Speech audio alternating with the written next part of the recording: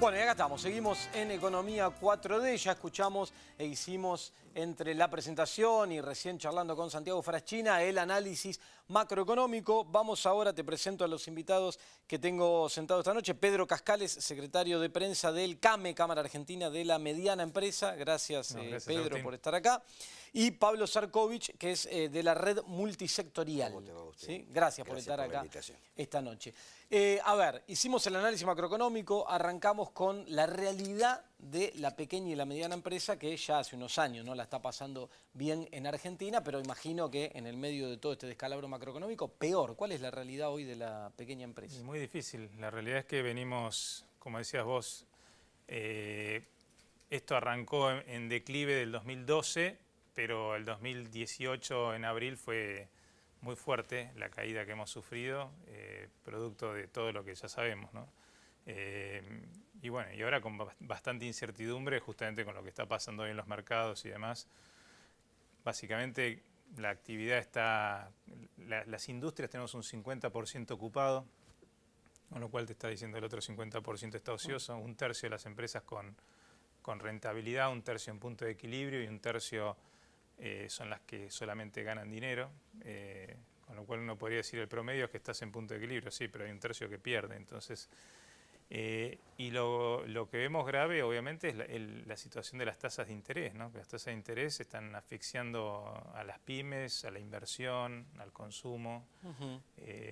Bueno, ahora, una cosa, digo, yo hoy contaba en la apertura, digo, en el día de hoy, desesperados por la suba del dólar, el gobierno vuelve a subir la tasa de interés arriba de 72%, casi al nivel de cuando arrancó todo esto, que era insostenible.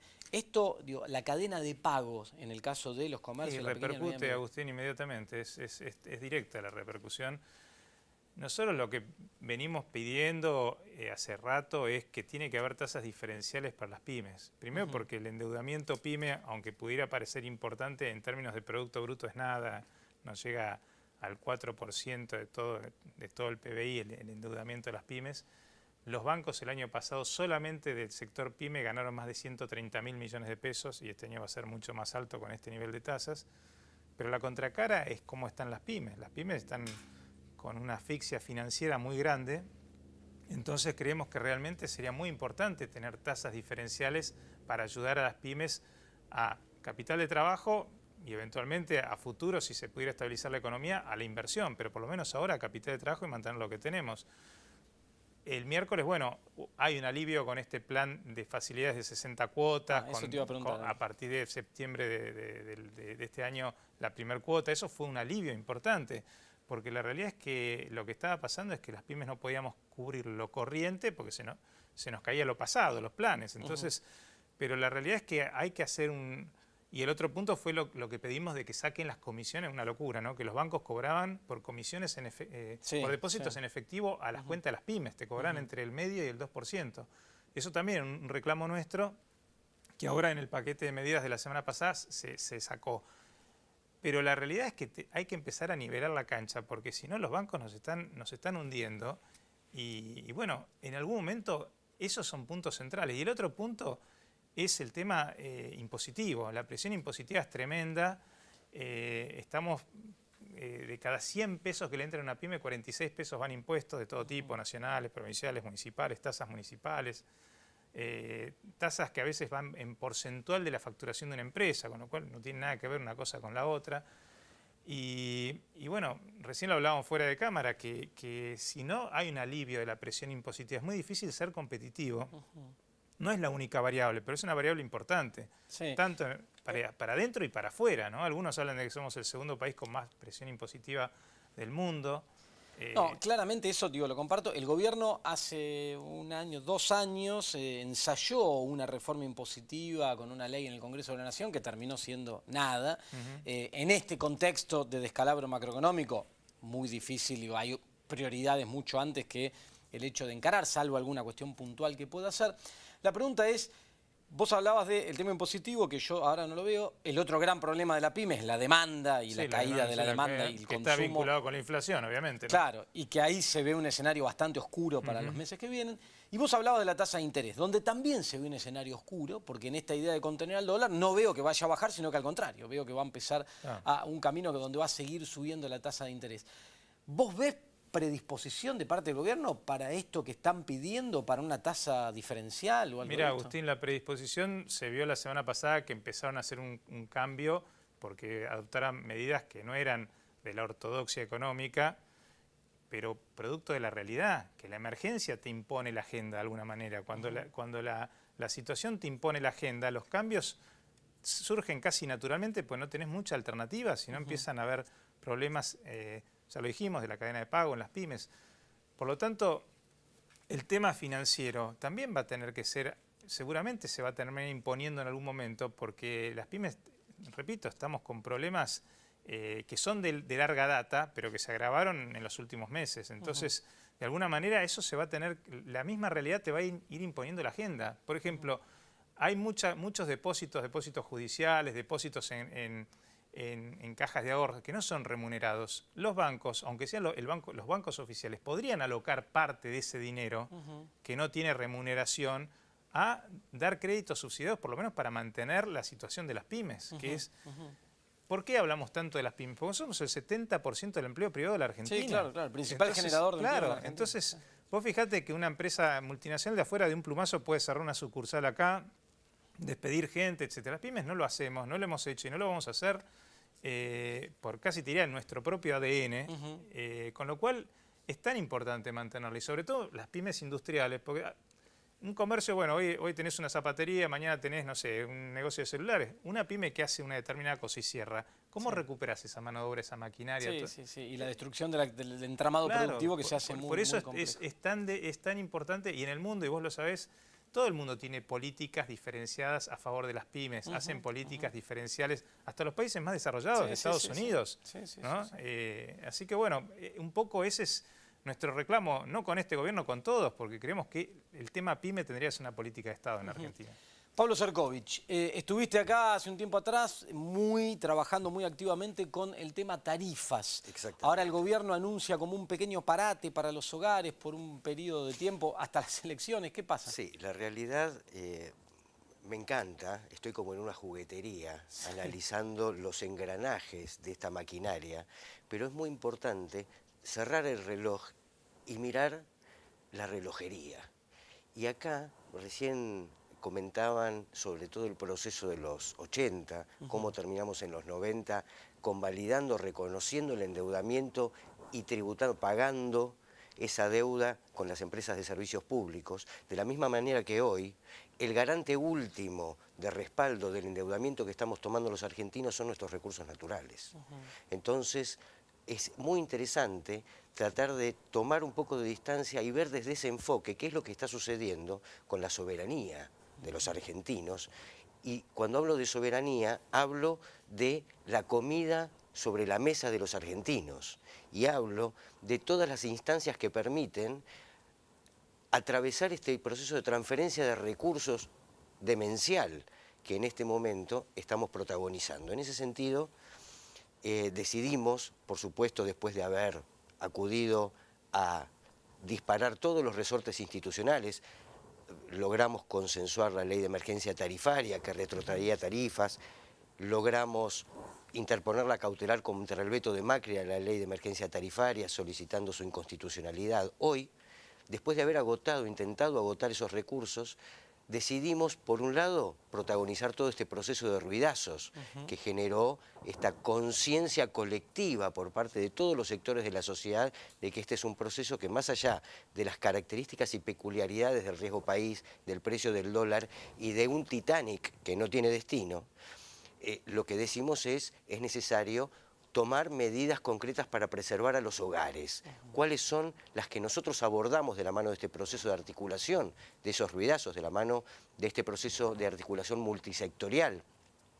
Concretamente, tratar de hacer cumplir, en este caso, con respecto a las tarifas de gas, la cautelar que se presentó en Dolores por parte de consumidores argentinos y del fallo del juez Alejo Ramos Padilla que impide el corte de suministro de gas por falta de pago. Frente a esto, nos sentamos con Enargás después de la audiencia pública del 26 de febrero, donde tuvimos un intercambio importante con Mauricio Reutemann a cargo del Enargás, que accedió a armar una mesa de trabajo. A partir de esa mesa de trabajo, asumieron que efectivamente los hogares vulnerables iban a ser preservados, no en forma automática como esperamos por parte de un Estado que dé cobertura a la ciudadanía, sino que es necesario que nosotros como asociación civil nos hagamos cargo de registrar en las sucursales de las empresas distribuidoras de gas a los usuarios que están encuadrados dentro de la tarifa social para notificar a las empresas y notificar al Enargás sobre cuáles son los hogares a los que vamos a dejar preservados con nuestro cuerpo de abogados para que no se les pueda cortar el suministro de gas. Y cuando hablamos de evitar el corte de suministro de gas, en realidad de lo que estamos hablando es de preservar este proceso confiscatorio sobre el ingreso de los hogares y permitir que el hogar llegue a fin de mes con esa factura que si no tendría que ir a pagar, tendría que ir a erogar a la sucursal de la empresa de gas. Lo mismo estamos intentando hacer con la energía eléctrica. Interpusimos, de la mano de la Federación de Trabajadores de Energía de la República Argentina, un escrito en la Justicia del Trabajo eximiéndolos de la responsabilidad de efectuar el corte de suministro por falta de pago para no vulnerar los propios trabajadores, los derechos humanos que son realmente los servicios públicos con los que debería garantizarse una vivienda digna. Por eso es fundamental convocar a todos aquellos que tienen tarifa social en este momento y a todos aquellos que requieran hacer un cambio de titularidad para acceder a esa tarifa social, a acercarse a las sucursales de las empresas distribuidoras de gas. En principio, a partir del 2 de mayo, en AMBA, esto es, las 5 sucursales de la Ciudad Autónoma de Buenos Aires y el resto de sucursales del Gran Buenos Aires, del conurbano bonaerense, para inscribirse en estos registros donde va a haber equipos de trabajo recibiendo estas solicitudes que nosotros vamos a cursar efectivamente a Enargás y efectivamente a las empresas vamos a proveerles de un calco de medidor protegido para que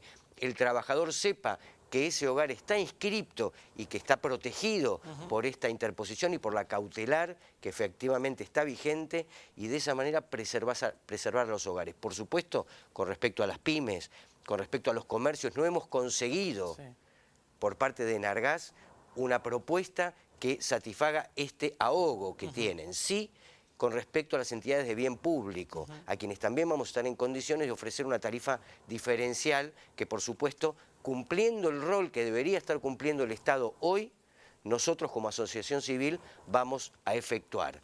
Ahora, en términos generales, decir, cuidado muchachos, estamos frente a un proceso de endeudamiento que no tiene salida y es parte del plan de apropiación de nuestros recursos naturales en última instancia.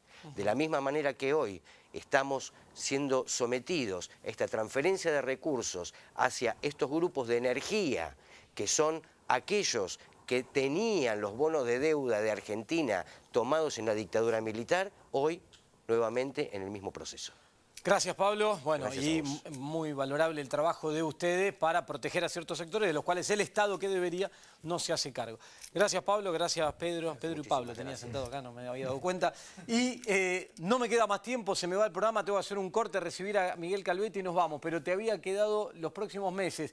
En 10 segundos, los próximos meses en Argentina, durísimo, pero ¿qué pasa? No, si no hay un cambio de rumbo, vamos a seguir cada vez peor. Eso está claro y yo no veo al gobierno con intención de cambiar, porque no es una política o dos políticas económicas, es cambiar de la filosofía del modelo económico, si no, no hay marcha atrás y yo creo que el gobierno no lo va a hacer. Bueno, lamentablemente, gracias Santiago Fraschina. El mensaje, acá te contamos lo que pasa, te contamos la realidad, te informás, te enterás, podés analizar, sacar tus conclusiones. Lamentablemente, buenas noticias, no por culpa nuestra, no tenemos. Así que te seguiremos informando, contando e intentarnos anticipar, como hacemos siempre, las cosas que van ocurriendo lamentablemente en esta triste Argentina que estamos transitando por estos tiempos. Quédate ahí, un pequeño auspicio cortito y voy a estar charlando un ratito con Miguel Calvete que te va a contar si este programa de precios esenciales, cuidados, etcétera, funciona, no funciona, arranca, no arranca. Quédate ahí y vamos con eso, dale.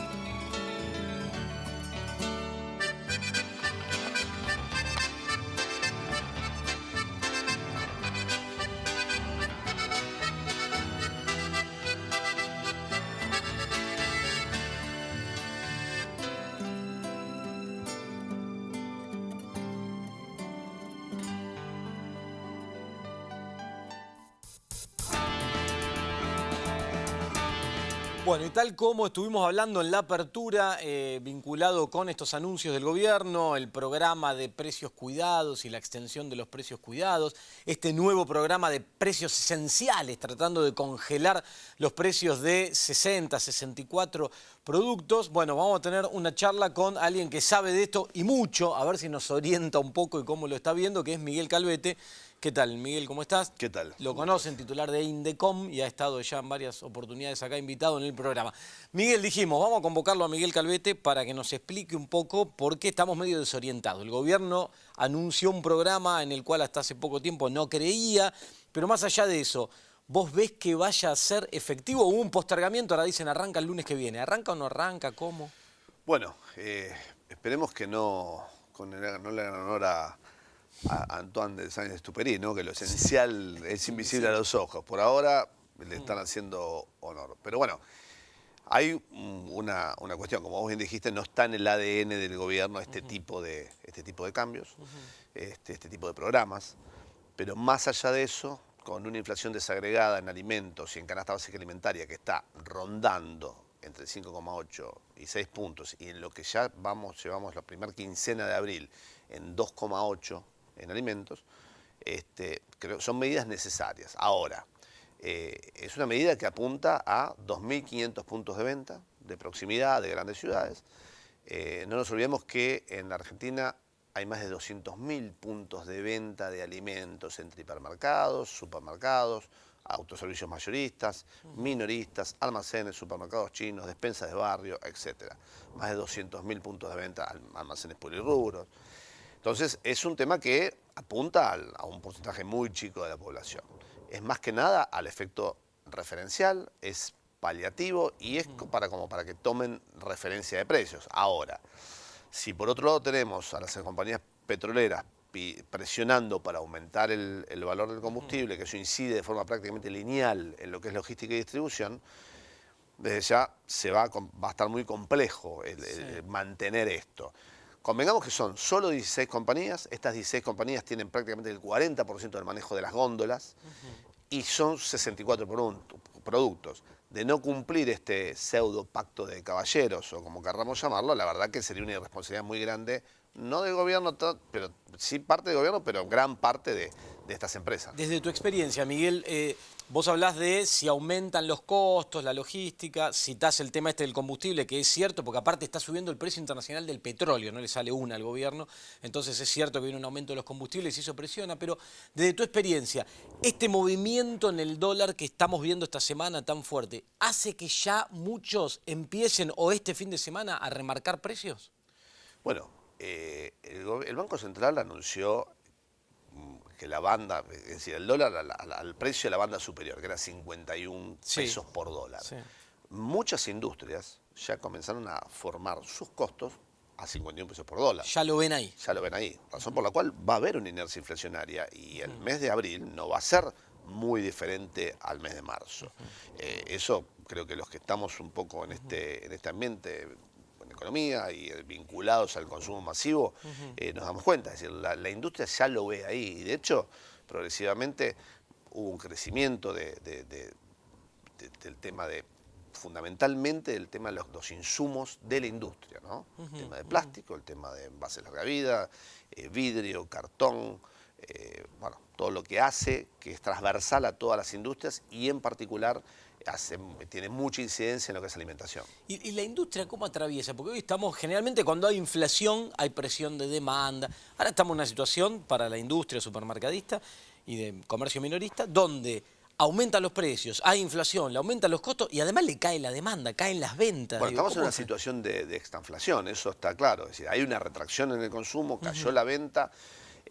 Hay algunos incentivos por parte del gobierno para beneficiarios de ADUH, jubilaciones, pensiones y demás, créditos, etcétera, pero no necesariamente todo eso se va a destinar al consumo. Se está destinando mucho de ese dinero al pago de obligaciones impagas. En el caso de las tarjetas de crédito, sabemos que hoy el nivel de morosidad es uno de los más altos históricos, y después, por otro lado, hay mucha gente que está sacando créditos para pagar planes de gas, planes de luz, etcétera, ¿no? Entonces, es una situación muy compleja. El consumo de alimentos tuvo una caída muy fuerte interanual, venía ya en retroceso, en su momento hubo un pequeño mesetamiento, pero hoy estamos viendo que hay una mayor sustitución de productos y de ahí también el plan del gobierno en estos supuestos 64 productos. Que cabe destacar que la canasta básica alimentaria son 253 artículos. Sí, claro. Es decir, son los 253 productos que más rotación tienen.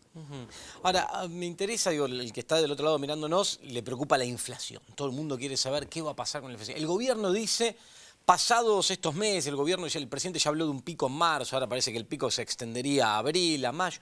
Algunos dicen, en la segunda mitad del año la inflación, el gobierno dice, cede. Yo escucho a algunos economistas que justifican con el Banco Central, las bandas, todas estas pavadas. Yo ya estoy medio harto que no se cumplen nunca.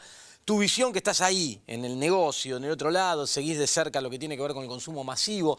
¿La inflación cede este año o estamos en presencia de una inflación alta y que incluso puede ser más alta?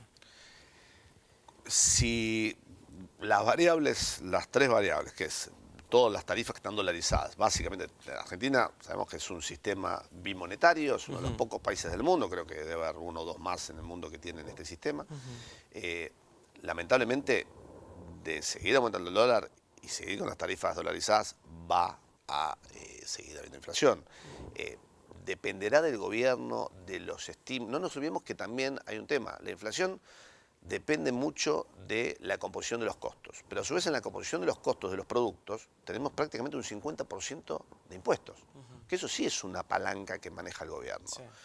Y sobre todo en el combustible. Sí. Entonces, si yo tengo mi auto para pasear, pago 40, 50 pesos un litro de nafta. Ahora, si yo tengo un camión para distribuir alimentos, realmente debería tener un precio diferencial. Más allá que en Argentina, siempre cuando tuvimos dólar exportador y distintos tipos de cambios, se prestó para cosas poco claras. Sí. Pero creo que hoy estamos en otra época, en otra era, la tecnología nos da un montón de posibilidades donde se puede hacer una trazabilidad de los beneficios que pueda volcar el gobierno y no necesariamente a través de una ley para bajar impuestos, porque lo puede hacer a través de otros de decretos de necesidad de urgencia o a través de determinadas prebendas para determinados sectores que realmente hoy están pasando la mano. Sí, hoy lamentablemente hay poco margen de maniobra, los números no cierran y el gobierno está encerrado en una situación bastante complicada. Y generar estímulo de consumo no implica emitir dinero e inyectar dinero a la plaza. Generar estímulo de consumo implica que la banca pública intervenga, de hecho lo está haciendo la gobernadora Vidal ahora con el Banco Provincia, es algo muy limitado, pero es algo que sirve como tasa de referencia, pero hay dinero electrónico, hay monederos electrónicos y un montón de cosas que hoy lamentablemente no pueden salir al mercado porque está muy regulado el sistema de pagos, sigue regulado y tenemos esta suerte de banquinazos, ¿no? Para hablar en lenguaje coloquial. O del libre mercado pasamos al congelamiento, o de no intervenir en nada, tenemos un sistema financiero absolutamente regulado y manejado por 9 bancos privados, ¿no? Bueno, se nos fue el tiempo. Gracias, Miguel, por haber estado acá. Nos interesa escuchar la opinión de alguien que está ahí en el tema del consumo masivo en el día a día. Gracias, Miguel. Gracias. Bueno, gracias a todos ustedes por haber estado ahí en Economía 4D. Como siempre, la realidad acá en Economía 4D en semanas muy intensas en Argentina. Chau, hasta la semana que viene.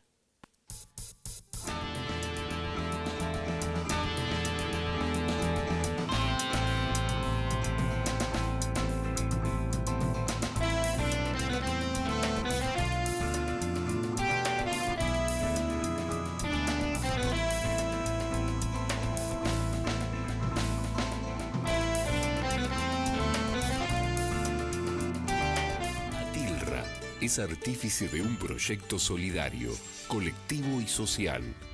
Es una realidad que crece, se desarrolla, vive y se multiplica, pero sobre todo permanece en el tiempo. Atilra, más de 70 años sembrando de sueños el camino. Cuando la salud está en peligro, el único remedio es la justicia. Si en las provincias se derogan las leyes sanitarias, las farmacias de barrio pueden desaparecer. Decile no al monopolio. Es un mensaje de la Confederación Farmacéutica Argentina, a favor de la ley, a favor de la salud.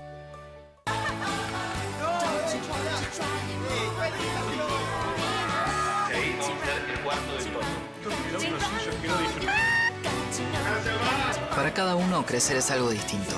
Lo importante es tener quien te acompañe. Me parece que hice un video. Banco Ciudad. Te quiere ver crecer.